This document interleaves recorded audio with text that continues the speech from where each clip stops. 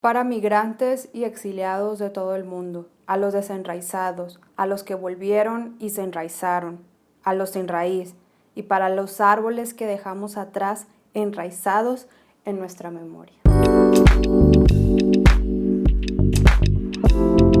Hola, mi nombre es Violeta Val y en este video les quiero contar de un librazo que me robó el corazón y que probablemente va a estar en mi lista de mejores lecturas, aunque tiene ahí unos problemillas de los cuales les hablaré en este video. Pero se trata del libro La isla del árbol perdido, escrito por Elif Shafak, y que esta es la edición en portugués, que está como A Ilha dos Árboles Perdidos. Esta de aquí es la edición especial de TAG Libros. Es un libro que acá en Brasil fue editado por HarperCollins. Y pues fue un libro que, como les digo, me entusiasmó bastante y a la vez me sorprendió muchísimo. Elif Shafak, la autora de este librito, además de escribir, pues tiene un currículo ahí académico bastante sorprendente. Es doctora en ciencia política, es una autora que, por lo que estuve investigando, es bastante vocal en relación a pautas feministas, LGBT, políticas. Es una autora de origen turco, aunque creo que ahora vive en Gran Bretaña, y creo que la mayor parte de su vida ha vivido en Gran Bretaña, aunque tuvo también experiencia de vivir en España. Es bastante interesante la historia, el perfil de esta escritora. Y creo que la primera vez que escuché el nombre de esta autora fue a través de otro de sus libros, que lo traigo apuntado acá, que es Mis últimos 10 minutos y 38 segundos en este extraño mundo, que fue un libro finalista del Booker Prize. Es un libro que lo tengo en la mira, está ahí, pero llegó primero a mis manos este de acá. En La isla del árbol perdido iniciamos conociendo a Ada, una adolescente de 16 años, bastante introvertida pero muy observadora, que lamentablemente está pasando por el luto, pues su madre Daphne acaba de fallecer recientemente. En medio de ese luto, de las confusiones de la mente adolescente y de un frío invierno londrino, nos enteramos que Ada es hija de una pareja de origen chipriota que dejaron la isla para vivir en Gran Bretaña, y que la razón principal por la cual ellos dejaron esta isla se debe a los conflictos étnicos que la isla de Chipre atravesó durante la década de los 70. Este conflicto étnico que la novela va a abordar a través no nada más de la década de los 70, pero también nos va a dar una visión anterior, se debe al conflicto entre chipriotas de origen griego y de origen turco. Así que Ada sabe que sus padres fueron algo así como una pareja prohibida, ya que Kostas, su padre, es de origen griego, y Daphne, su madre, de origen turco. Sin embargo, Ada va descubriendo poco a poco la complejidad de ese pasado, del pasado de sus padres y de muchos de sus familiares, a través de la visita inesperada de su tía Meirem, hermana de su madre, que llega de alguna manera para ayudarla a descubrir sus orígenes. Una de las cosas que más me gustó de este libro es acercarme a un contexto histórico que desconocía por completo, y en particular yo soy una tipo de lectora que me gusta que los libros y la literatura me acerquen a estas realidades tan distantes, pero que en el fondo uno va descubriendo y es capaz también de hacer paralelos con nuestro propio contexto. Así que en este libro el contexto social, político de Chipre, sobre todo en la década de los 70, es súper importante, y yo, como buena morra de los plumones, que me encanta hacer mis investigaciones, quiero brevemente hacer un resumen muy resumido de la historia de Chipre. Chipre es una isla mediterránea que históricamente ha sido ocupada y disputada por varios pueblos, donde los griegos siempre han marcado presencia. Hoy en día, 80% de su población son descendientes de griegos, cultivando así la lengua y las costumbres. Sin embargo, a finales de 1500, el Imperio Otomano ocupa la isla hasta finales de 1800. Durante este periodo, y para evitar que los rusos avanzaran y tomaran islas del Mediterráneo, el Imperio Otomano se alió con Gran Bretaña. Sin embargo, ambos tiempo después entraron en conflicto durante la Primera Guerra Mundial en 1914 y Gran Bretaña acabó anexando Chipre. Fue durante la ocupación británica que las tensiones étnicas entre griegos y turcos de Chipre comenzaron a enfatizarse, creándose grupos paramilitares de ambos bandos. Bombas, asesinatos, desapariciones estaban a la orden del día. Y aunque la independencia de Chipre llega finalmente en 1960, las tensiones étnicas entre estos dos grupos se intensificaron, pues en 1974 Turquía intervino militarmente como respuesta a un intento de golpe de Estado por parte de los chipriotas griegos. Así, el gobierno turco ocupa la parte norte de la isla y la declara como la República Turca del Norte de Chipre, país que solo es reconocido por la propia Turquía, pero que divide hasta hoy en día la capital del país, Nicosia. Por lo que en medio de ese contexto histórico en el cual la novela se desarrolla, un contexto violento y turbulento, el cual hasta los días de hoy es sumamente discutido, pues temas como migración, refugiados, desapariciones, serán temas que van a atravesar a la novela de inicio a fin. Sobre los desaparecidos, por ejemplo, vamos a ser partícipes de diversos grupos que hasta el día de hoy se encuentran buscando a esas personas desaparecidas y que no será imposible hacer paralelos con esta situación que se enfrenta en muchísimos países de América Latina. Una de estas características que es mencionada en el libro, por ejemplo, y que para mí fue algo que me tocó bastante, fue ese cuestionamiento de por qué en esos grupos son mujeres la mayoría quienes participan en estos grupos de búsqueda, a lo que uno de los personajes responde: lo que hacemos no tiene que ver con política ni con poder. Nuestro trabajo se centra en el dolor y en la memoria, y las mujeres somos mejores en lidiar con ambas. Este pasaje me impactó muchísimo e inmediatamente lo relacioné con un concepto que es trabajado por una profesora brasileña, que es Vilma Piedade, que es el concepto de doloridad, que es una nueva lectura al concepto de sororidad que hace énfasis en cómo el dolor a veces hace parte y específicamente en ciertos grupos de mujeres, como esa amalgama o cómo es infelizmente a través del dolor que muchas mujeres logran unirse. A pesar de que Ada va a descubrir muchísimo sobre el pasado de su familia, de sus padres, a través de ese contacto con su tía,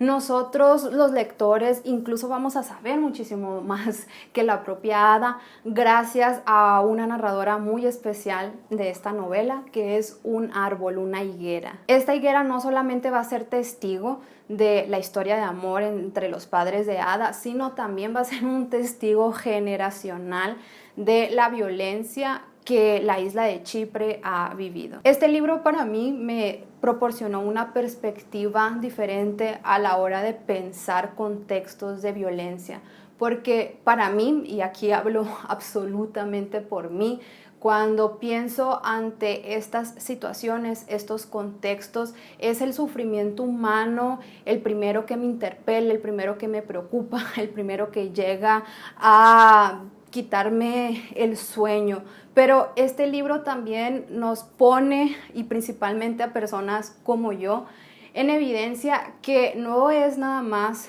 los seres humanos quienes sufren ante contextos de violencia, sino también las plantas y los animales y todos los seres vivos, al final de cuentas, salen sufriendo y padeciendo esa violencia. Esta perspectiva no nada más se logra a través de la narración de una higuera, de un árbol, sino también a través de Costas, del padre de Ada, porque desde muy pequeño nosotros como lectores nos damos cuenta que es una persona bastante preocupada y con deseo de cuidar de las plantas, de los animales. Es Costas, a mi parecer, el personaje que nos regala los momentos más conmovedores y más entrañables,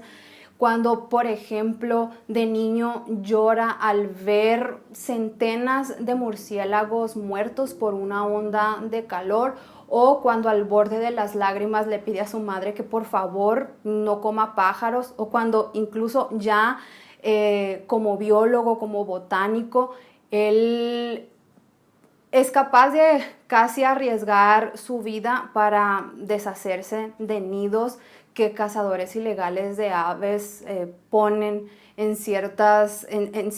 partes, sin mencionar la propia relación que él va a tener con la higuera. En diversas ocasiones sospechó que llevaba dentro de sí una tristeza que no era exactamente suya. ¿Será que también es posible heredar algo tan intangible e inmensurable como la tristeza? La isla del árbol perdido también es un libro sobre herencia, pero no aquella herencia del fenotipo, del color de nuestros ojos, cabello, piel, sino de aquellas emociones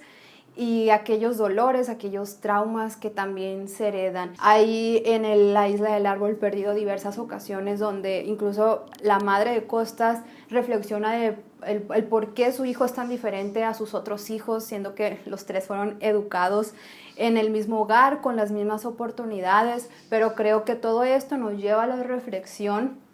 del misterio también, quizás de la herencia, de aquellas cosas tan intangibles, tan inmensurables, como se dice en ese pasaje del libro, que es la tristeza, que es la melancolía. ¿Será que es posible heredarla? ¿Será que es posible pasar todos esos dolores, esos traumas de generación a generación sin incluso estar consciente de ello?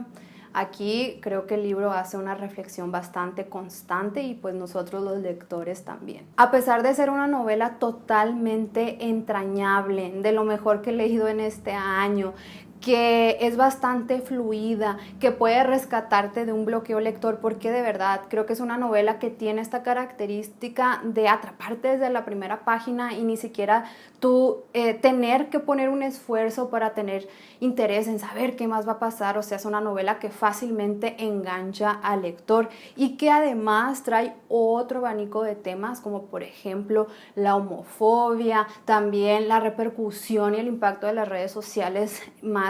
pensado en esta época, que además, lo repito, es una de las mejores novelas que he leído en este año. Sin embargo, no todo fue bueno y hubieron ciertos aspectos que no lograron convencerme del todo y que me generaron cierto ruido. Quizás el más leve fue el personaje de la tía, porque a pesar de que uno sabe la función que tiene, que es este personaje guía, este personaje que va a ser capaz de revelar ciertos aspectos, que es a través de la mano de la tía, que quizás habrá un cambio de percepción en Ada, siento que la tía también está buscando por ese cambio y uno como lector percibe cuál es el aspecto de su vida que ella quiere cambiar. Sin embargo, creo que no se logró bien. A uno como lector le queda esa duda de ¿será que hubo un cambio? ¿Hubo algún beneficio para la tía? Y esto para mí fue más en relación a la salida o cuando la tía se va de la casa. Creo que fue muy apresurado. Creo que la tía, no sé, sentí que otros personajes pudieron madurar, pudieron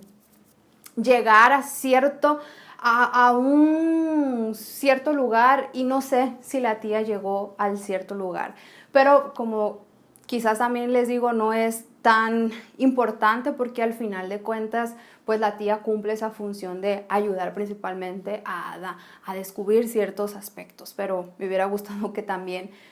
hubiese un cambio más radical en ese personaje que también estaba buscando una transformación. Algunos diálogos del libro se nota que están sumamente estudiados, se ve que hay mucha referencia y creo que hay ciertos momentos donde obviamente el lector necesita de estos datos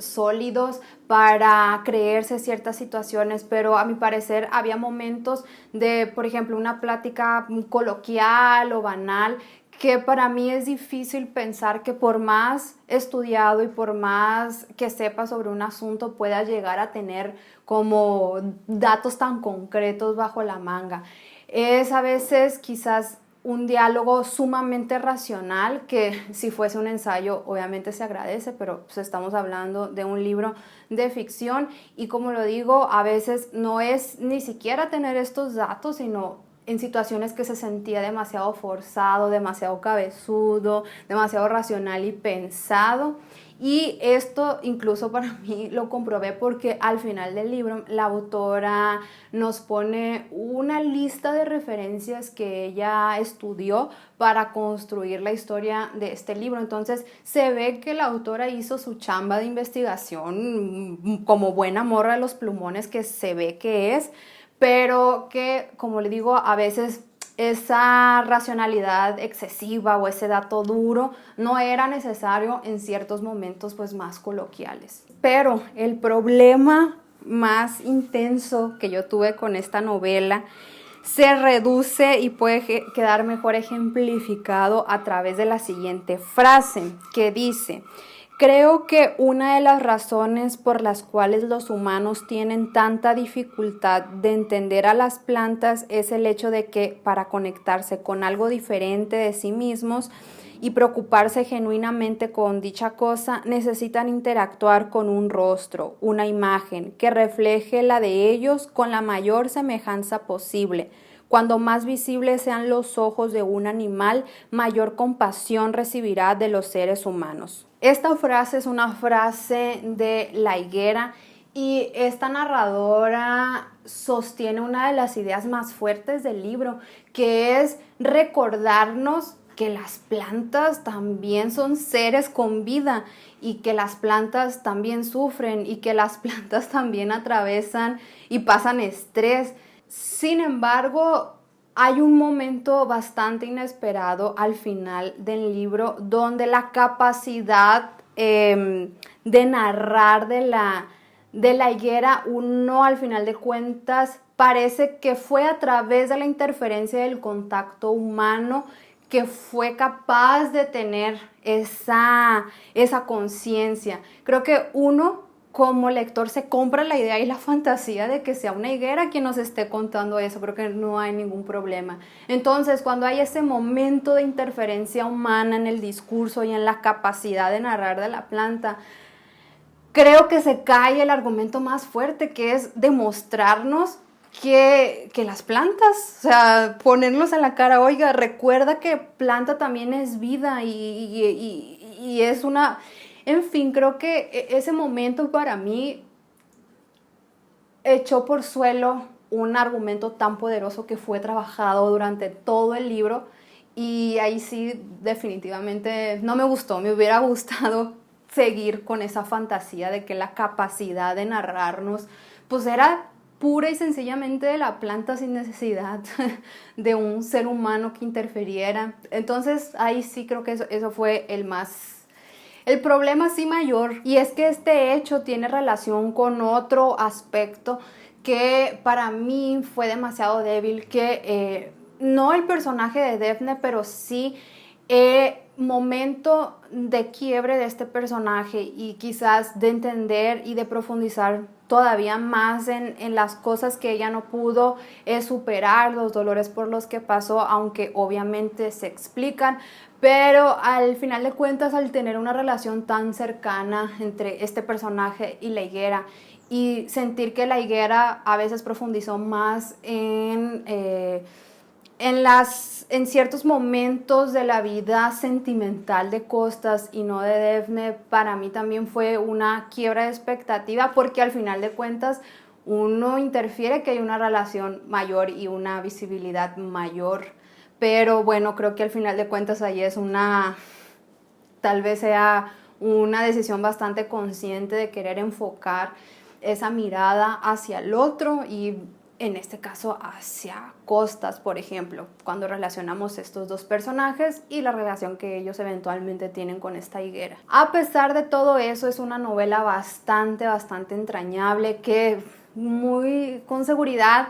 ustedes lo verán en mi video de mejores lecturas del año. Es un libro bastante ágil, que engancha, que es capaz de sacarnos de un bloqueo lector y que creo que también nos muestra que en medio de contextos tan adversos, en medio de la violencia, el amor es una decisión y termina siendo también una afirmación de esperanza por tiempos mejores. Esto fue todo por la reseña de hoy. Espero que les haya parecido interesante, que se animen a echarle ahí una ojeadita a este libro, que lo consideren ahí en su lista de próximas lecturas.